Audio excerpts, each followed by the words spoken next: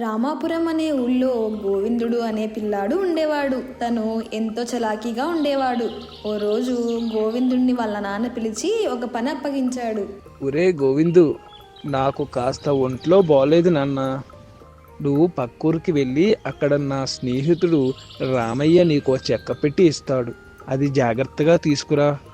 రామయ్య అంటే పోయిన దసరాకి నీ స్నేహితుడు ఇంటికి వెళ్ళాం. అయినా నాన్నగారు భలే గుర్తు పెట్టుకున్నావే. సరే, త్వరగా వెళ్ళి జాగ్రత్తగా వచ్చే గోవిందు. ఆ పెట్టెలో ఏముందబ్బా? ఏమోలే, నాకెందుకు, నాన్నగారు అడిగారు, తెచ్చిచ్చేస్తే నేను వెళ్ళి ఆడుకోవచ్చు.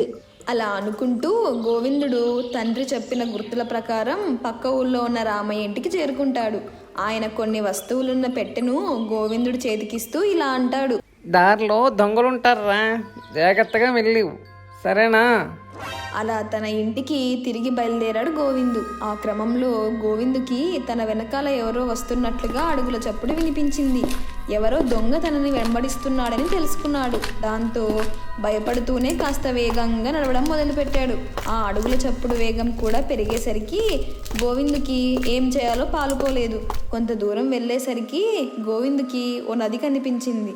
దాన్ని చూడగానే అతడికో ఆలోచన వచ్చింది. వెంటనే నదికి కాస్త పక్కగా ఉన్న పొదల్లోకి తన దగ్గరున్న పెట్టెని విసిరేసి నది ఒడ్డ నిలబడి ఏడవడం మొదలుపెట్టాడు. అయ్యో అయ్యో, ఎవరన్నా కాపాడండి, నా పెట్టి నీళ్ళలో పడిపోయింది, నాకు ఈత రాదు, ఎవరన్నా వచ్చి సహాయం చేయండి అంటూ గట్టిగా ఏడవడం మొదలుపెట్టాడు. గోవిందు వెనకాలే వస్తున్న దొంగ ఎలాగైనా ఆ పెట్టెని తీసుకోవాలనే ఉద్దేశంతో తన దగ్గరకు వచ్చి ఇలా అంటాడు. ఏడవకు చిన్న, ఎక్కడుందో నాకు చూపించు, నేను తెచ్చేస్తాను.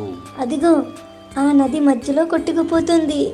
గోవిందు అలా అనగానే దొంగ నదిలోకి దూకి వెతకడం ప్రారంభించాడు. అదే అదును అనుకున్న గోవిందు పొదల్లోకి విసిరిన పెట్టెను తీసుకొని గబగబా అక్కడి నుంచి వెళ్ళిపోయాడు.